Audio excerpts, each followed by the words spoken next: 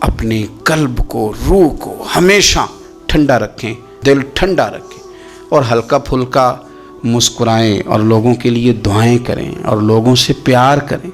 ایسا نہ ہو کہ ہم دل کے بوجھ لے کے مر جائیں۔ میں آپ یقین کریں کچھ وصیتیں سن کے خوف آتا ہے، فلانے کو میرا منہ نہ دیکھنے دینا۔ اور بس کریں یار، اتنی لمبی تو لڑائی کوئی نہیں، کیوں اتنا مطلب لمبا رٹا ڈال لیا ہے کہ فلانا منہ بھی نہ دیکھے، فلان جنازے میں بھی نہ ہے، اتنا لمبا نہ مطلب اپنی زندگی میں اللہ نے ہمیں مختصر بنایا ہے، تھوڑے وقت کے لیے آئیں، اتنا ہی اپنا دائرہ کار بنائیں، وسعت کی طرف زیادہ نہ بڑھیں، قلب کو قلب سلیم کریں۔ اقبال کہتے ہیں اگر تو چاہتا ہے کہ تیری بات میں اثر ہو تو دل جاگنا چاہیے۔ دل جاگنا، کسی نے کہا تھا زندگی زندہ دلی کا نام ہے، مردہ دل کیا خاک جیا کرتے ہیں؟ وہ کہتے ہیں کہ دل وہ دل ہے جو تیری یاد سے معمور رہا۔ ہم نے اس کو کسی اور طرف لگایا ہی نہیں، مدینے والے کی یادوں میں لگایا ہوا ہے، ہم نے مصروف رکھا ہے، دائیں بائیں جاتا ہی نہیں۔ جس کا دل سلامت ہو، زبان سچی ہو، وہ انسانوں میں افضل انسان ہوتا ہے۔ زبان کا سچا ہو، دل سلامتی والا ہو۔ صحابی نے ہمارے ساتھ بڑی نیکی کی، پوچھ لیا کہ یا رسول اللہ صلی اللہ علیہ وسلم یہ زبان کی سچائی تو سمجھ میں آتی ہے، دل کی سلامتی کیا ہے؟ تو حضور نے فرمایا دل کی سلامتی یہ ہے کہ دل میں تکبر نہ ہو، دل میں حسد نہ ہو، دل میں کینہ نہ ہو، دل میں عداوت نہ ہو، کدورت نہ ہو، رب کریم کے بندوں کے بارے میں اس کا دل صاف ہو، زبان سچی ہو، وہ انسانوں میں افضل ترین انسان ہے، وہ ایک بہترین انسان ہے، بہترین۔ بہت سارے لوگ خوشامد اتنی سونی کرتے ہیں، جب بھی بڑی تگڑی ڈالتے ہیں۔ اللہ کرے کہ وہ نہ صرف گلے نہ ملیں، ان کا دل بھی کسی سے مل ہی جائے۔ ساری زندگی انہوں نے تعلقات بنائے ہیں لیکن پیار نہیں بڑھایا۔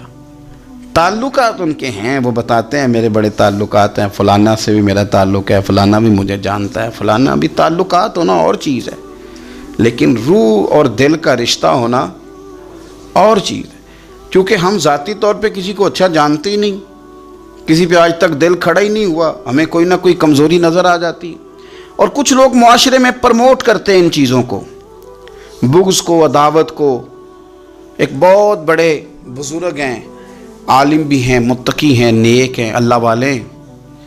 تو ایک صاحب مجھے آ کے کہنے لگے کہ انہوں نے آپ کے بارے میں یہ کہا ہے۔ تو میں چونکہ ان کے بارے میں مجھے پتہ ہے کہ بندہ بڑا ٹھیک ہے، تو میں نے اس سے کہا کہ ان کے پاس اتنا ٹائم ہی نہیں ہے کہ وہ مجھے ڈسکس کریں۔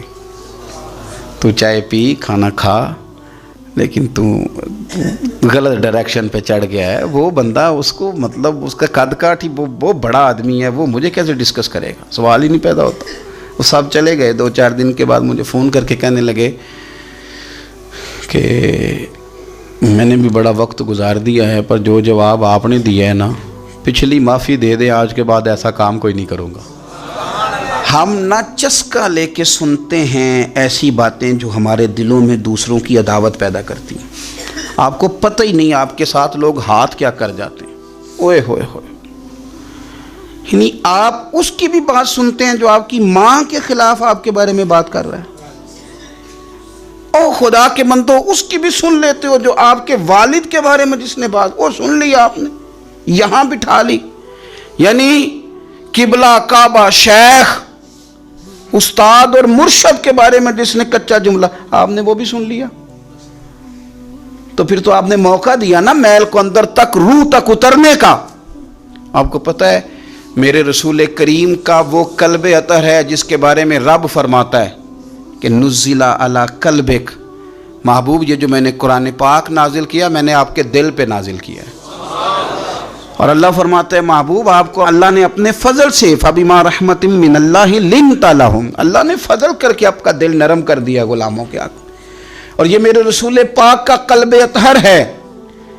حضور فرماتے ہیں کہ میرے گلے سے لے کر ناف تک حضرت جبریل نے انگلی چلائی اور میرا سینہ کھلا اور اندر سے دل نکالا، اور پھر رب نے جو معرفت کے نور بھیجے تھے وہ اس کے اندر داخل فرمائے۔ آپ میری بات کو سمجھے، اتنا پاکیزہ قلب اطہر، کوئی چیز وہاں جا سکتی ہے؟ کسی شخص کا ڈالا ہوا فتنہ معاذ اللہ کوئی سوچ بھی سکتا ہے وہاں تک جائے گا، لیکن آپ پڑھیں ترمذی کے لفظ، قلم ٹوٹ گئے، تربیت ختم ہو گئی ان باتوں پہ۔ اتنی بڑی بات اللہ کے رسول فرمانے لگے، سنو بھائی میرے غلاموں، مجھے کوئی بندہ کسی صحابی کے بارے میں کوئی بری بات نہ پہنچائے۔ حضور آپ کا تو دل صاف ہے، آپ کا تو نور علی نور ہے، اس سے تو قرآن گفتگو کرتا ہے، کوئی پہنچا بھی دے گا تو کیا اثر ہوگا، لیکن حضور نے فرمایا وہ دروازہ کھولنا ہی نہیں جس سے لوگوں کی عداوت دل میں آتی ہے۔ فرمایا کوئی مجھے کسی کے بارے میں کوئی بات نہ پہنچائے، اس لیے کہ میں جب تمہارے سامنے آنا چاہتا ہوں تو کھلے سینے کے ساتھ آنا چاہتا ہوں۔ آپ میری بات کو سمجھیں۔ آپ کہتے ہیں نہیں جی ذرا سناؤ بھلا وہ کیا کہہ رہا تھا، ذرا کرنا بات جلدی کرنا، بڑی پریشانی لگ گئی ہے، جلدی بتا۔ تو اب وہ بتائے گا تو اندر میل تو آئے گی۔ لوگ سنتے ہیں، تلاش میں رہتے ہیں۔ وہ میری بات نہیں ہے، حرف رومی کی بات ہے۔ وہ کہتے ہیں مکھیاں دو قسم کی ہوتی ہیں، ایک جب بھی بیٹھتی ہے پھول پہ بیٹھتی ہے، لیکن پھر جب چھوڑتی ہے تو شہد چھوڑتی ہے، اور ایک جب بھی بیٹھتی ہے کسی گند پہ بیٹھتی ہے، کوئی کمزوری ڈھونڈتی ہے، کوئی غلط بات تلاش کرتی ہے، پھر جب چھوڑتی ہے تو بیماری چھوڑتی ہے۔ آپ ان مکھیوں سے بچیں جو گندگی تلاش کرتی ہیں اور پھر آپ کے دل میں بغض اگاتی ہیں۔ رسول کریم علیہ السلام نے فرمایا خبردار مجھے کوئی بات نہ پہنچانا۔ میں نہیں چاہتا کہ جب کوئی بات پہنچ جاتی ہے تو پھر مجمع میں بندہ نظر ڈالتا ہے تو وہ بندہ چبھتا ہے جس کے بارے میں پتہ ہوتا ہے کہ اس نے یہ کہا تھا، یہ کیا تھا۔ تو حضور فرماتے ہیں میں جب تمہارے سامنے جانا چاہتا ہوں تو کھلے دل کے ساتھ جانا چاہتا ہوں۔ تو عداوت پرموٹ ہوتی ہے، باقاعدہ کہانیاں سنائی جاتی ہیں، خبر نامے جاری کیے جاتے ہیں، فٹافٹ جناب تیاری ہوتی ہے، اور میں کہتا ہوں کہ کرنے والے کا اتنا نقصان نہیں، سننے والے بڑے شوق سے سن رہے ہوتے ہیں۔ یہ غلط ہے، یہ اچھے لب و لہجے والے لوگ یہ کام نہیں کرتے۔ میرے رسول پاک صلی اللہ تعالیٰ علیہ وآلہ وسلم صحابہ کرام کو اس بابت بار بار ارشاد فرماتے ہیں۔ ایک دن حضور فرمانے لگے کہ مجھے تم پر ڈر ہے کہ پرانی امتوں کی بیماری کہیں تمہارے اندر بھی سرایت نہ کر جائے۔ یا رسول اللہ صلی اللہ تعالیٰ علیہ وسلم ایسی کون سی چیز ہے جس سے آپ کو بھی ڈر ہے، اور وہ کون سی بیماری ہے؟ بعض لوگوں نے یہ شاید سمجھا کہ وہ کوئی طاعون کا یا کوئی اور گہرا مرض ہے۔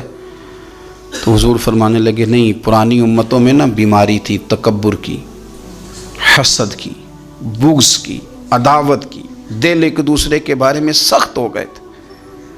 آپ کبھی پڑھے نا بنی اسرائیل والوں کو، فرعون کی فوجیں پیچھے لگی ہوئی ہیں، آگے دریا آ گیا ہے، جناب موسیٰ علیہ السلام حکم دے رہے ہیں کہ رب نے رستہ بنا دیا نکلو، لیکن ان کا اعلان ہے کہ چونکہ ہم اگرچہ آپ کے ماننے والے ہیں، اگرچہ سارے فرعون کو دشمن جانتے ہیں، پر 12 قبیلے ہیں، آپس میں چونکہ ہماری لڑائی ہے، ایک رستے سے نہیں گزریں گے، ہمیں 12 رستے چاہیے۔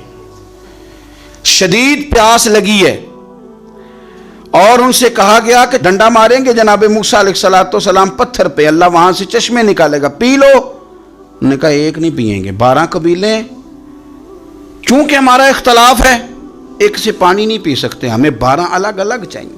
حضور فرمانے لگے وہ جو پرانی امتوں میں عداوتوں کی بیماری تھی، مجھے ڈر لگتا ہے وہ تمہارے بیچ نہ آ جائے۔ او یارو اتنی سخت عداوتیں، اتنا گھٹن، اتنی ہماری طبیعتیں ایک دوسرے کے بارے میں سخت۔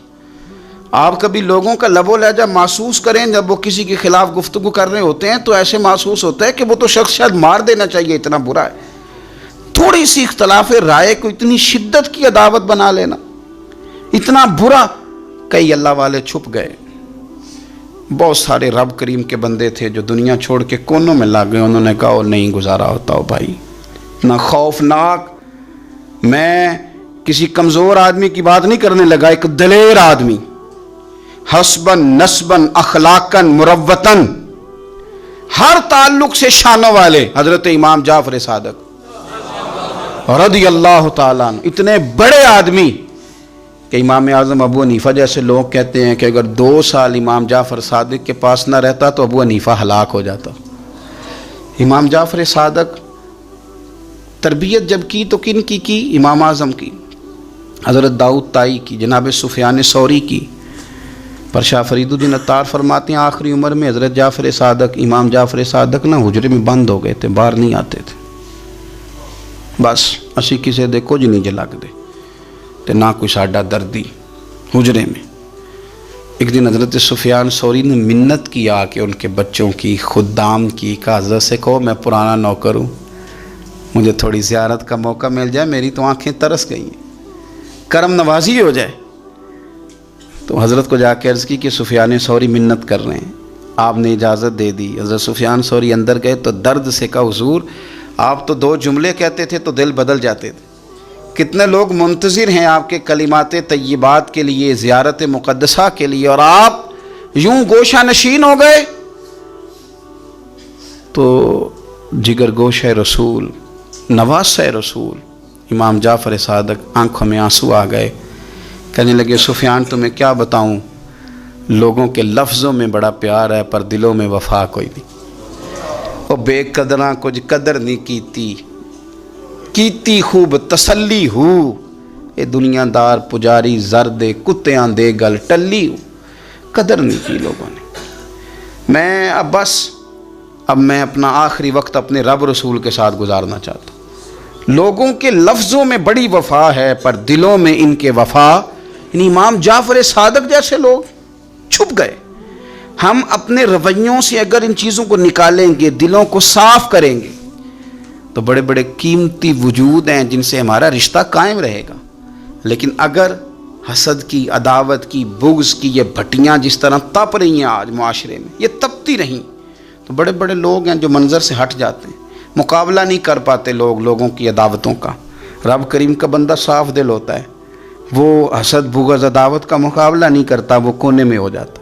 वो कहते मैं इस दौड़ वाला नहीं हूँ, इसलिए कि अल्लाह के बंदे तलवार के साथ, तो मैं बड़ी बात करने लगा हूँ अगर आपकी समझ में आ गई तो, रब के बंदे तलवार से तो लड़ाई कर लेते हैं पर मुनाफिक के निफाक के साथ मुकाबला कैसे करें, वो किस तरह करके वो उस जगह पे आके साजिश करें जहाँ छोटे लोग साजिश करते हैं, फिर वो बचने लग जाते हैं। ये दौरी नुक्ताची है, कहीं छुप के बैठ जा, जिस दिल में तू मकी है वहीं छुप के बैठ जा, फिर वो लोग निकल जाते हैं।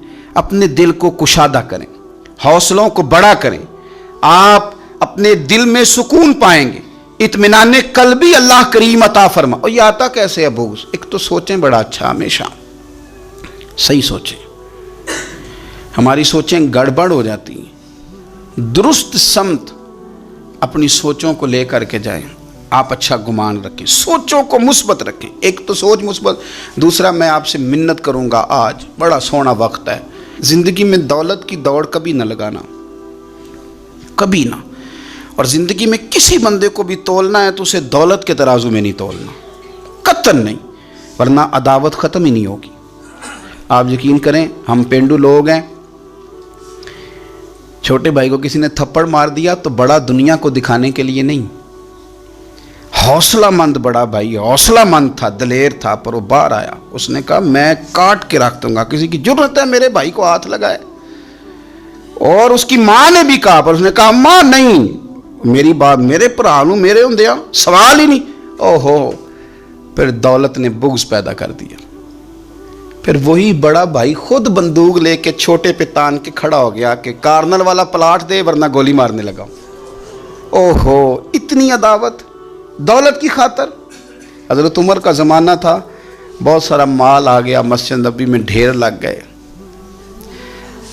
तो हज़रत फारूक आज़म मस्जिद नबी के सुतून से लिपट के रोने लगे, आंखें छम छम बरसने लगी।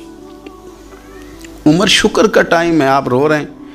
फरमाने लगे हुजूर का ज़माना अच्छा था, सवेरे रोटी मिलती थी, शाम नहीं मिलती थी। अबू बकर का दौर अच्छा था, एक वक्त खाते थे, एक वक्त भूख काटते थे। मेरे लिए ये आजमाइश रह गई थी, इतने इतने ढेर माल के आ रहे हैं। आप फरमाने लगे तुम्हें नहीं पता, जहाँ माल आता है वहाँ अदावत भी आती है, बुग़्ज़ भी आता है, नफ़रतें भी आती। अब तबाही उतरेगी, अब इसके लिए लोग लड़ेंगे, अब भागेंगे, लालच के रिश्ते बनाएंगे।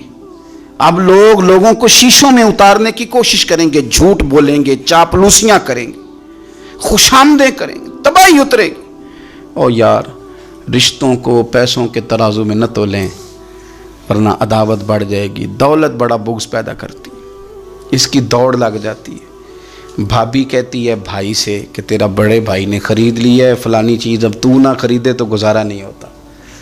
وہ بڑی دور چلے گئے لوگ، نفرتیں عداوتیں عروج پکڑ کبھی نہ تولیں کبھی. او یار بھائی سے پلاٹ اچھا ہوتا ہے، بھائی سے پلاٹ اچھا ہوتا ہے. ماں جایا بھائی، اس سے دولت اچھی ہوتی ہے، اس سے مکان اچھے ہوتے ہیں، بھائیوں سے بڑھ کے ہوتی ہیں چیزیں. اوہو بات کو سمجھے، لیکن الجھ گئے لوگ. ماں جائے جو کسی کو اشارہ نہیں کرنے دیتے تھے میرا بھائی ہے، پھر انہوں نے گلے کاٹنے شروع کیے، ایک دوسرے کے خلاف مقدمے کیے، عداوتیں روج پکڑ گئیں اور سالوں ملاقاتیں نہیں ہوئیں بھائیوں کی بھائیوں کے ساتھ. سالوں ملاقاتیں نہیں ہوئی. وجہ کیا تھی؟ دولت بغض پیدا کر گئی، نفرت پیدا کر گئی، خرابی کر گیا سارا ماحول. تو یہ عداوتیں ان کو نکالیں، اس کو دل کو صاف کریں.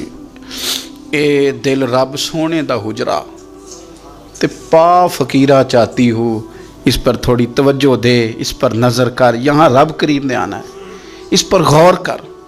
حضرت انس بن مالک فرماتے ہیں ہم نبی پاک صلی اللہ علیہ وسلم کی بارگاہ میں بیٹھے تھے، میں اور جناب عبداللہ ابن عمر.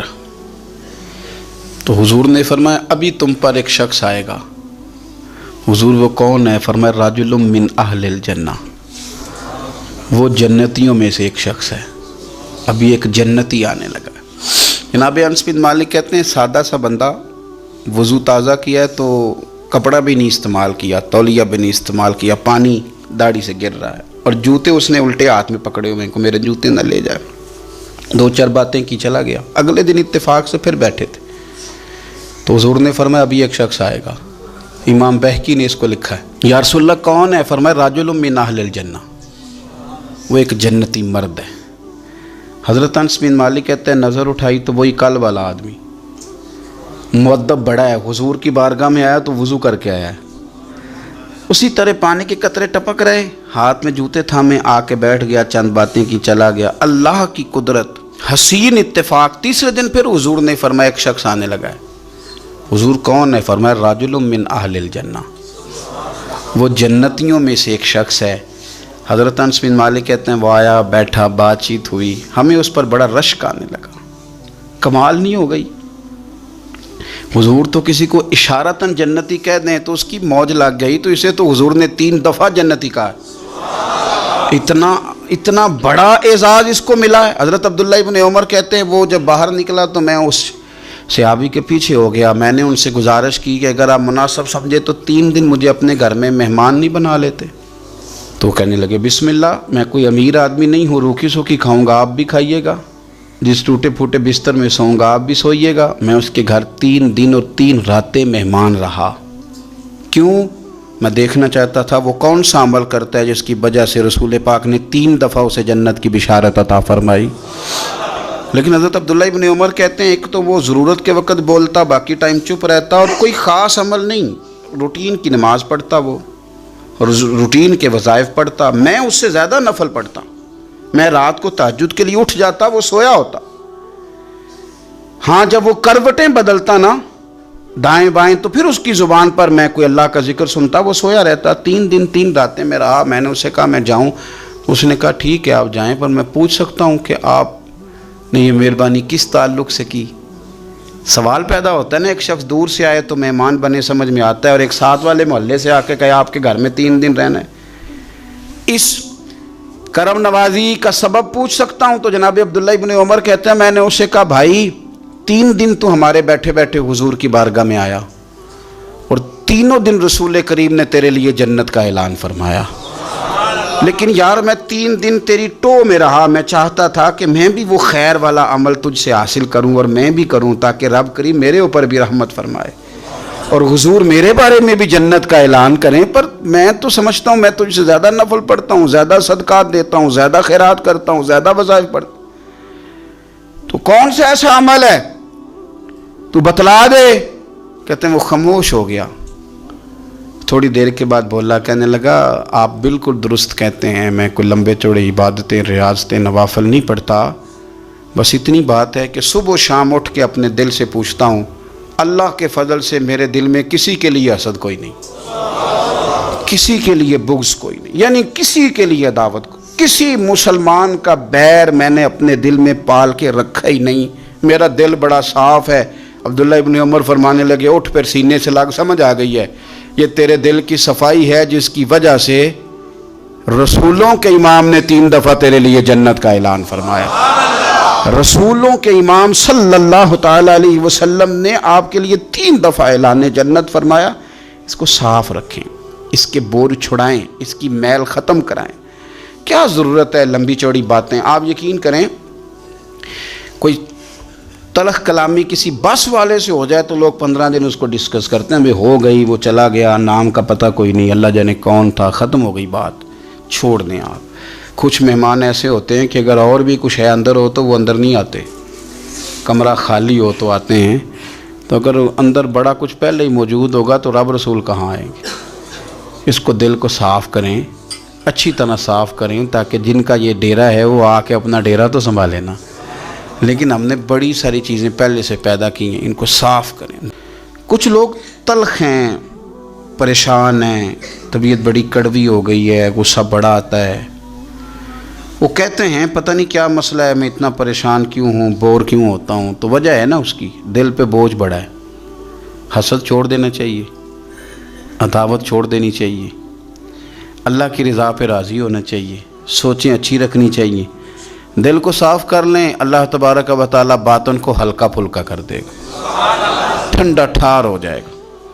اس لیے کہ ہر شے تو دل کے اندر ہے، ایمان بھی، نفاق بھی، کفر بھی، اسلام بھی، سارا کچھ اسی کے اندر ہے۔ بلکہ حضرت سلطان صاحب نے تو کہا تھا کہ 14 طبق دلے دے اندر تے تمبو ونگوں تانے ہو، تمبو ونگوں تانے، یعنی ایسے چھائے ہوئے۔